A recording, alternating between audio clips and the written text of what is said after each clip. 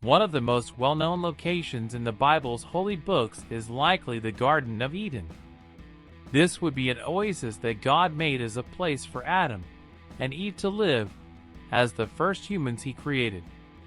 There, mankind and their offspring could coexist peacefully with wildlife and the natural world. Mankind would not experience pain or sorrow because everything would be provided for them. They should never, however, consume anything from the tree of knowledge. We all know that they were banished from the earthly paradise because they disobeyed God's commands. Over the years, many doubts and questions have arisen about this place, including where he would actually be located. With that in mind, today, we prepared a list of some of the things you probably didn't know about the Garden of Eden. Like and subscribe to the channel to receive brand new content every day. 1. Garden of Eden and the Book of Genesis. Accounts of the Garden of Eden appear primarily in the Book of Genesis of the Christian Bible. Genesis 2 verse 8 says this: "Then the Lord God planted a garden eastward in Eden, and there he put the man whom he had formed."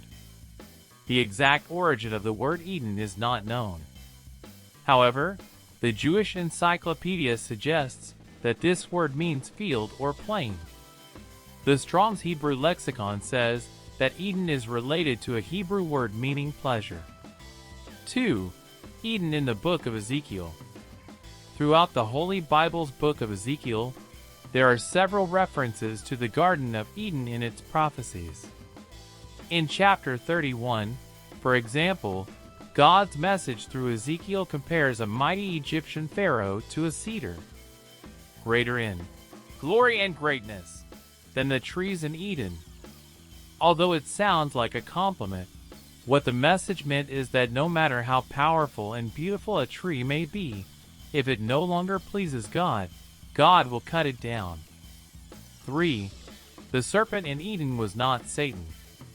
Perhaps one of the most remarkable events in the Garden of Eden is when a serpent appears before Eve and convinces her to eat from the tree of knowledge, this being the only thing that God had forbidden humans to eat.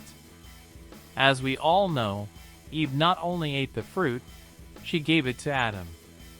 What caused the fall of man, causing God to expel them from the garden?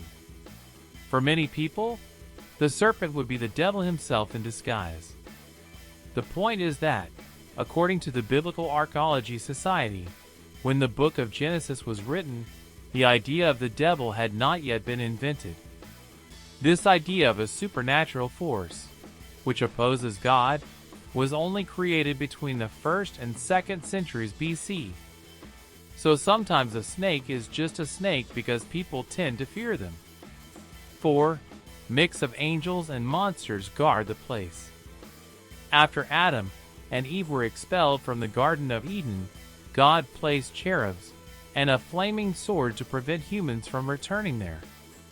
But unlike the image of cherubs that we have inherited from Roman mythology and Italian art, these magical beings in the Bible are a little different.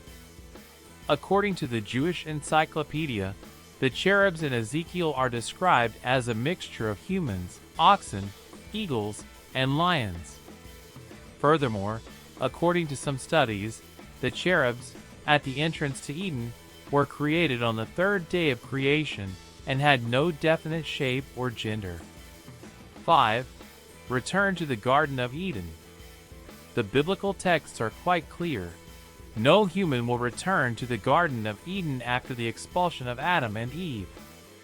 However, in some Jewish writings from the 1st centuries of the Gregorian calendar, men returned to the garden when the first man, Adam, in his 930 years, is about to die.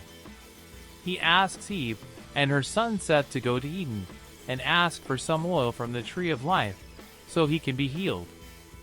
Along the way, Seth is bitten by the serpent that influenced Eve to eat the forbidden fruit. However, the archangel Michael ends up giving the oil to Seth and his mother. But rather, he tells them that no human will have him again until the resurrection of the righteous at the end of time. 6. Musk gardens. According to the Jewish Encyclopedia and some scholars of some Jewish theological writings, there are actually two gardens of Eden. One is the earthly garden, where Adam and Eve lived. The other is a kind of heavenly paradise, where the immortal souls of the righteous can rest. They are distinguished in the form of a higher and a lower garden. 7. 4 rivers. For many centuries, people have wanted to understand where the Garden of Eden was actually located. For many, such a garden is nothing more than a metaphor. In chapter 2 of the book of Genesis, it is said that Eden has a river that divides into 4 others, forming the rivers Pishon, Gin, Tigris, and the Euphrates.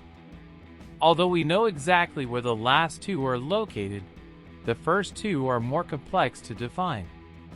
However, the Jewish Encyclopedia has an explanation for their possible location. In Genesis, the river Pishon is said to flow around a land called Havilah.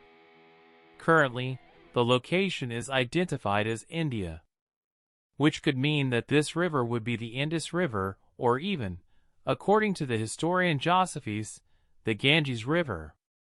The river Gin flows around the kingdom of Cush, which is identified as Ethiopia. In this way, the Gin would actually be the Nile River. The current lack of connection of the rivers is explained by the changes that took place after the Great Flood. So, did you already know these things about the Garden of Eden? Tell me in the comments below. Share this video with a friend who needs to see this. See you